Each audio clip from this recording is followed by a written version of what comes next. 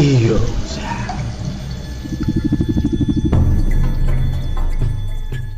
Look at Autos and Baxters and think technology has always gotten rid of low-skilled jobs we don't want people doing anyway. They'll get more skilled and do better educated jobs like they've always done. Even ignoring the problem of pushing 100 million additional people through higher education, white-collar work is no safe haven either. If your job is sitting in front of a screen and typing and clicking, like maybe you're supposed to be doing right now, the bots are coming for you too, buddy. Software bots are both intangible and way faster and cheaper than physical robots. Given that white-collar workers are, from a company's perspective, both more expensive and more numerous, the incentive to automate their work is greater than low-skilled work. And that's just what automation engineers are for. These are skilled programmers whose entire job is to replace your job with a software bot. You may think even the world's smartest automation engineer could never make a bot to do your job, and you may be right, but the cutting edge of programming isn't super smart programmers writing bots, it's super smart programmers writing bots that teach themselves how to do things the programmer could never teach them to do. How that works is well beyond the scope of this video, but the bottom line is there are limited ways to show a bot a bunch of stuff to do, show the bot a bunch of correctly done stuff, and it can figure out how to do the job to be done.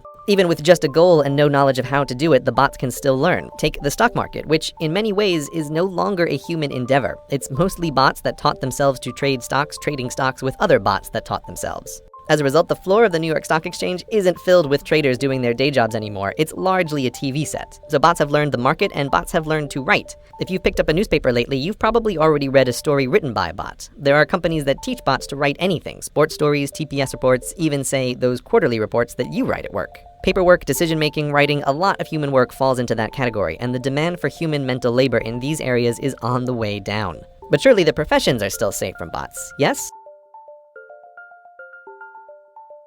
When you think lawyer, it's easy to think of trials, but the bulk of lawyering is actually drafting legal documents, predicting the likely outcome and impact of lawsuits, and something called discovery, which is where boxes of paperwork gets dumped on the lawyers and they need to find the pattern or the one out-of-place transaction among it all. This can be bot work. Discovery, in particular, is already not a human job in many law firms. Not because there isn't paperwork to go through, there's more of it than ever, but because clever research bots shift through millions of emails and memos and accounts in hours, not weeks, crushing human researchers in terms of not just cost and time, but most importantly, accuracy.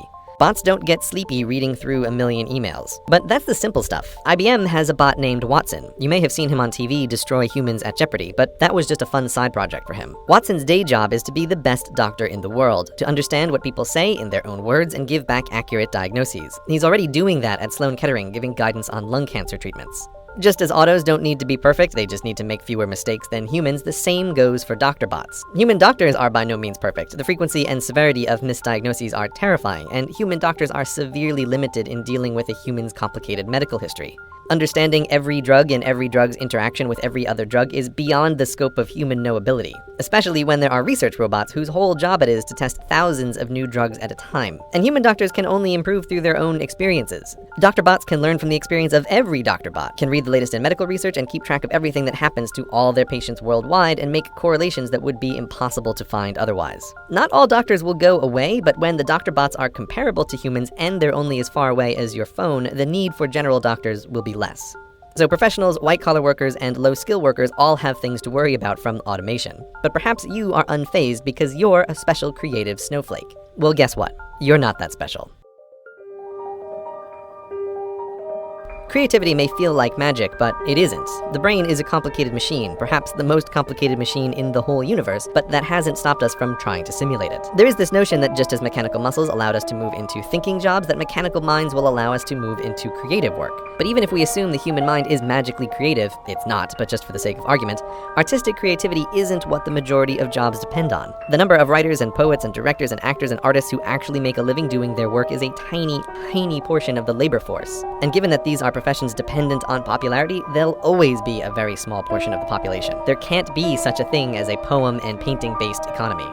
Oh, by the way, this music in the background that you're listening to, it was written by a bot. Her name is Emily Howell, and she can write an infinite amount of new music all day for free. And people can't tell the difference between her and human composers when put to a blind test. Talking about artificial creativity gets weird fast. What does that even mean? But nonetheless, it's a developing field. People used to think that playing chess was a uniquely creative human skill that machines could never do, right up until the point they beat the best of us. And so it will go for all human talents. Right. This may have been a lot to take in, and you might want to reject it. It's easy to be cynical of the endless and idiotic predictions of futures that never are. So that's why it's important to emphasize again that this stuff isn't science fiction. The robots are here right now. There is a terrifying amount of working automation in labs and warehouses around the world. We have been through economic revolutions before, but the robot revolution is different. Horses aren't unemployed now because they got lazy as a species, they're unemployable. There's little work that a horse can do to pay for its housing and hay. And many bright, perfectly capable humans will find themselves the new horse, unemployable through no fault of their own. But if you still think new jobs will save us, here is one final point to consider. The US Census in 1776 tracked only a few kinds of jobs. Now, there are hundreds of kinds of jobs, but the new ones are not a significant part of the labor force. Here's the list of jobs ranked by the number of people who perform them. It's a sobering list with the transportation industry at the top. Continuing downward, all of this work existed in some form 100 years ago, and almost all of them are easy targets for automation. Only when we get to number 33 on the list is there finally something new. Don't think that every barista or white-collar worker need lose their job before things are a problem. The unemployment rate during the Great Depression was 25%. The list above is 45% of the workforce. Just what we've talked about today, the stuff that already works, can push us over that number pretty soon. And given that even in our modern technological wonderland, new kinds of work aren't a significant portion of the economy, this is a big problem. This video isn't about how automation is bad, rather that automation is inevitable. It's a tool to produce abundance for little effort. We need to start thinking now about what to do when large sections of the population are unemployable through no fault of their own. What to do in a future where, for most jobs, humans need not apply.